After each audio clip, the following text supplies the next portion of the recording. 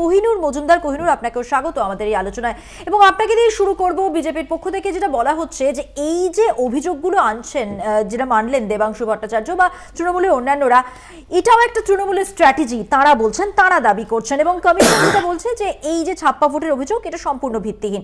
সব মিলিয়ে কি বলবেন তাহলে? দেখুন, এখনো পর্যন্ত আমি জানি না, কিন্তু এতজন লোক ইন প্রেজেন্স অফ ভোটার তাকে সরিয়ে রেখে আমি, এবং অ্যাকচুয়ালি এখন ওয়েবকাস্টিং একটা সুবিধা হচ্ছে, নর্মাল বাড়ির সিসিটিভিতে অডিও আসে না, কিন্তু ওয়েবকাস্টিংয়ে অডিও আসে। তো এটা অ্যাডমিট করেছে যে এই ভিডিওটা সত্যি, ভিডিওটা মিথ্যে নয়, কিন্তু বলছে যে ভিপিপ্যাট চেঞ্জ করার সময় আপনার মেশিনের সাউন্ড আসছিল কেন, আপনি অডিওটা চালিয়ে দেখুন, মেশিনের সাউন্ড আসছিল কেন। তো গোটা ব্যাপারটা ফিশি। আর আমরা জানি তো কমিশন তাহলে এটাকে ভিত্তিহীন কেন বলবেন? তারা তো পুরো আরে কমিশনের ইলেকশন প্রসেসটা নিয়েই তো প্রশ্ন ছিল। কমিশন ইলেকশন কি করে সিলেকশন হয়েছিল? কমিশনের সিলেকশন কি হয়েছে? মন্ত্রী, একজন ক্যাবিনেট মন্ত্রী, ভারতবর্ষের প্রধানমন্ত্রী, ক্যাবিনেট সেক্রেটারি, 3:1 এমনিতেই হয়ে গেছে। চিফ জাস্টিস অফ ইন্ডিয়া ছিল, সে চিফ জাস্টিস অফ ইন্ডিয়াকে বাদ দিয়ে হয়েছে মোদিজির একজন মন্ত্রী। তো যাকে আপনার টিমে আম্পায়ার দাঁড় করালে, আপনি ব্যাটসম্যান হলে, আম্পায়ার জীবনে আপনার এগেনস্টে আউট তুলবে? বলছে লাইট জ্বালিয়ে দিচ্ছি, যতক্ষণ পারছ খেলতে থাকো। জীবনে আউট তুলবে নির্বাচন কমিশন? ভারতবর্ষের প্রধানমন্ত্রী হেড স্পিচের পর হেড স্পিচ দিয়ে যাচ্ছে। ভারতবর্ষের প্রধানমন্ত্রী কুল্লা হিন্দু মুসলমান করে যাচ্ছে, যেখানে কংগ্রেসের গোটা ম্যানিফেস্টোতে মুসলিম শব্দ বন্ধটুকু নেই, মুসলিম শব্দ একবার নেই। সব আমরা যারা মুখপাত্র সব দলে ম্যানিফেস্টো পড়ি, সেখান থেকে কন্টিনিউ মানুষের মধ্যে বিভ্রান্তি ছড়িয়ে যাচ্ছে। কিন্তু আপনি জানেন যে নির্বাচন কমিশন, এটা নিয়ম আছে, যদি আপনি মিথ্যে বক্তৃতা করেন স্টার ক্যাম্পেনার হয়ে, আপনাকে রেস্ট্রিক্ট করে। অমিত শাহ বলে যাচ্ছে যে এখানে দুর্গাপুজোয় নাকি ছুটি হয় না, আর এদিকে বিরোধীরা বলে এত ছুটি দিচ্ছে কেন, মমতা দি ছুটি দিচ্ছে, তাও নির্বাচন কমিশন কোনো রিয়াকশন নেই। তা আপনি কি এক্সপেক্ট করেন যে নির্বাচন কমিশন রিয়াক্ট করবে?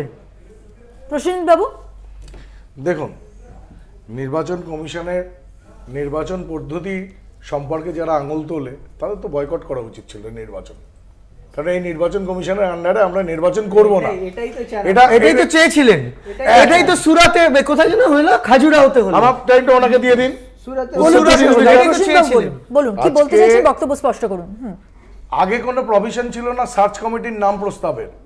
স্বাধীনতার পর থেকে অনেক পরিচ্ছন্ন হয়েছে ওই নির্বাচন পদ্ধতি। 1, 2 হচ্ছে এখানে যখন এক্স জাস্টিস অভিজিৎ গাঙ্গুলিকে সেন্সার করা হয়, তখন দুহাত তুলে নির্বাচন কমিশনের প্রশংসা করা হয়। কেউ প্রশংসা করেনি। আরে আপনাদের আমরা বলেছি আমরা বলেছি কোহিনুর আপনার কাছে আসবো, অসহিষ্ণুতা আপনি আমাদের ভোট করছেন তাই বললাম। বেশ, আপনি বলবেন আপনার সময়, বলুন প্রসেনজিৎ বাবু। প্রার্থী তার সোশ্যাল সাইটে গিয়ে দেখুন, যেহেতু তিনি জাস্টিস অভিজিৎ গাঙ্গুলির বিরুদ্ধে লড়াই করছেন, তিনি প্রশংসা করেছেন। তো সেই জায়গায় যখন হাইকোর্টেরও রায় নিজেদের পক্ষে আসবে, তখন ঠিক আছে, জাস্টিস ডিভিশন বেঞ্চ, আর না হলে নিজের পক্ষে না গেলে ওটা বিজেপির। আজকে মমতা বন্দ্যোপাধ্যায় কিভাবে হাইকোর্টকে মানি না থেকে শুরু করে কত মিথ্যা কথা বলছে, তদন্তের আগে তিনি নির্দেশ দিয়ে দিচ্ছেন, যে কনক্লুশন টেনে দিচ্ছেন, এটা এই ওটা ওই। তার বিরুদ্ধেও নির্বাচন কমিশনকে সেন্সার করা উচিত। আমাদেরও এটা প্রশ্ন এসেছে। আজকে রচনা বন্দ্যোপাধ্যায় দিদি নাম্বার 1-এ তাকে দিনের পর দিন প্রমোট করে গেছে, লকেট চ্যাটার্জি অভিযোগ করেছে, সেটাকে নির্বাচন কমিশন গুরুত্ব দেয়নি, সেটা করা যায় না। আবার হাইকোর্ট বিজ্ঞাপনের জন্য রায় দিয়েছে। বিজ্ঞাপন নিয়ে তো তৃণমূলেরও অনেক অভিযোগ আছে। আমি একটু কেতানের প্রতিক্রিয়া নিয়ে নেব, একদম আমি আপনার কাছে আসবো কেতান। আর তার আগে আমি একটু দেবের ছবিও দেখিয়ে দেবো। ঘাটালের তৃণমূল প্রার্থী দেব, দীপক অধিকারী, তিনি কিন্তু বুথে বুথে পরিদর্শন করছেন এবং নির্বাচন কিভাবে চলছে, ভোট গ্রহণ কিভাবে চলছে সেই ছবি ঘুরে দেখছেন। সকাল সকালই আজকে বেরিয়ে পড়েছেন দেব এবং তিনি বাইকে সওয়ার। ঘাটালে ভোটের দিন একেবারে বাইকে সওয়ার না, কতজন নিয়ে যাচ্ছে দেখুন। বুথ পরিদর্শনে নেমে পড়েছেন তৃণমূল প্রার্থী দেব।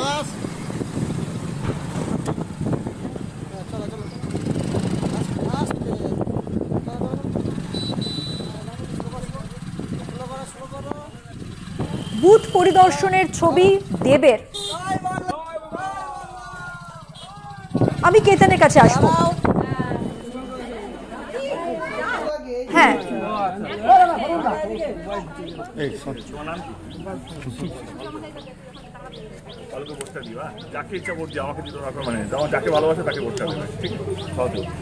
আজকে দিনে কিন্তু জনসংযোগ করলেন দেব।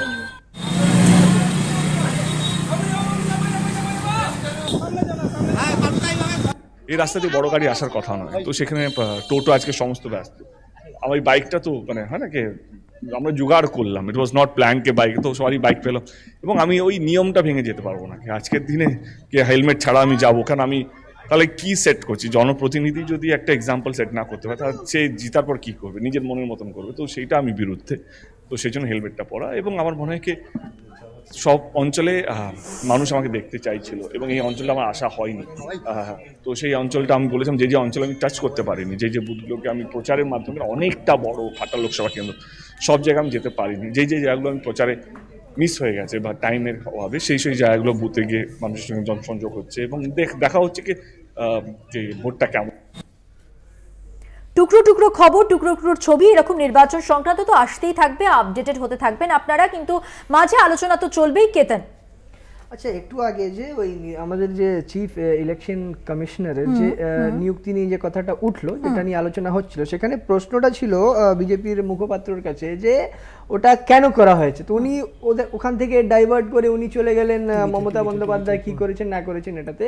আরেকটা কথা তিনি বললেন, ওনার আমি আরো স্পষ্টতা চাই সেই কথাতে। উনি বললেন যে এটা করে নাকি নির্বাচন কমিশন যে নির্বাচনের যে প্রক্রিয়া সেটাকে নাকি পরিচ্ছন্ন করা হয়েছে আগে থেকে।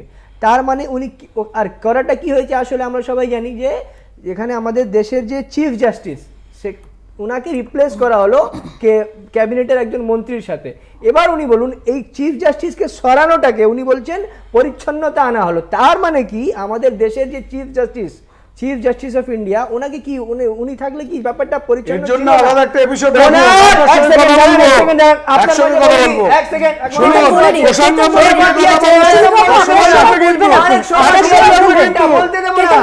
সময় লাগবে প্রসেনজিৎ বাবু আপনাকে বলতে দেবেন, আপনি বলবেন আপনার সময়, আপনার সময় আপনি বলবেন। কেতন বলুন, কেতন বলছিলেন।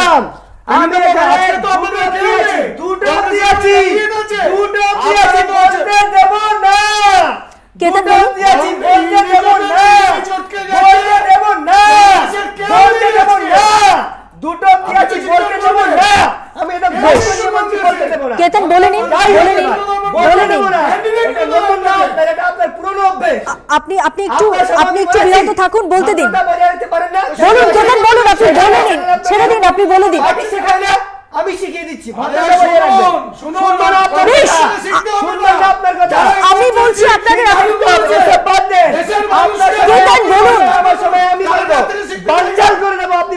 প্রত্যেকের সময় প্রত্যেকে বলবেন। কেতন বলুন, প্রসেনজিৎ বাবু বিরত থাকুন, বলুন, আপনি বলুন, যেটা বলছিলেন শেষ করুন, যেটা বলছিলেন শেষ করুন।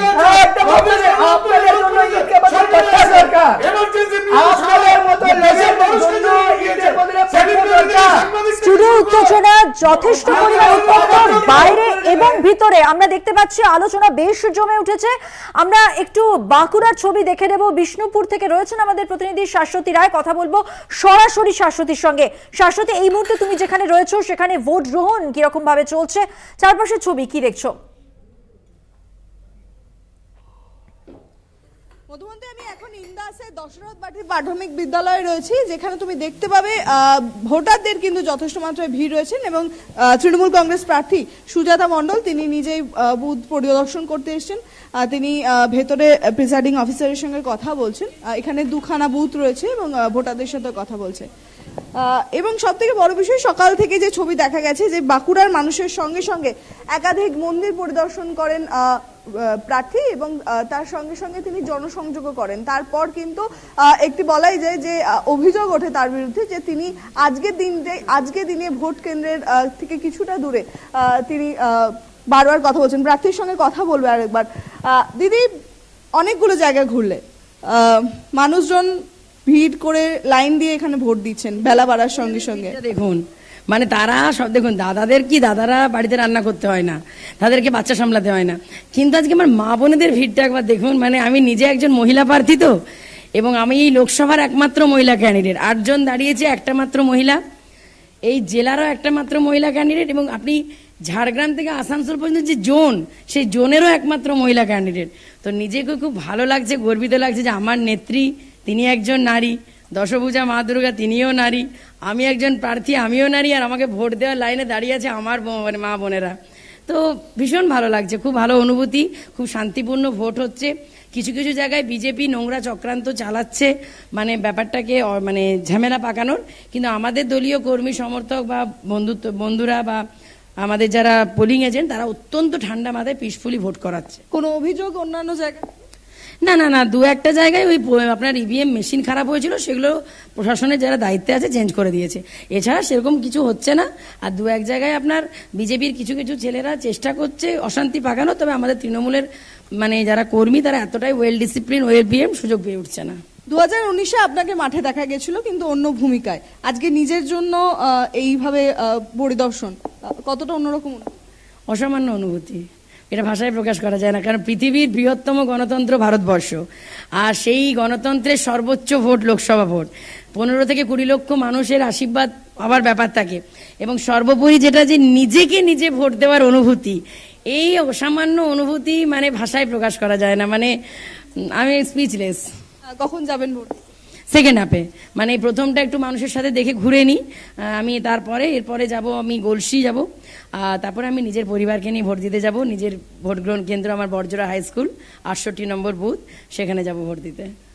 সকাল থেকেই সেই ছবি দেখতে পাওয়া যাচ্ছিল যে সুজাতা মণ্ডল তিনি বিষ্ণুপুরের একাধিক যে মন্দির সেগুলো পরিদর্শন করে যে ভোট গ্রহণ কেন্দ্রগুলো রয়েছে সেগুলোতে ঘুরে দেখছেন, এবং তার সঙ্গে সঙ্গে তিনি নিজের ভোট গ্রহণ যে প্রক্রিয়া তা সম্পন্ন করবেন, নিজের গণতান্ত্রিক অধিকার প্রয়োগ করবেন, সেটার জন্য কিন্তু আরো বেশ কিছুটা সময়, এবং আমরা তার সঙ্গেই থাকবো, সেই ছবি তুলে ধরবো। মধুমন্তী, ধন্যবাদ শাশ্বতী। সরাসরি কথা বললাম আমাদের প্রতিনিধি শাশ্বতী রায়ের সঙ্গে।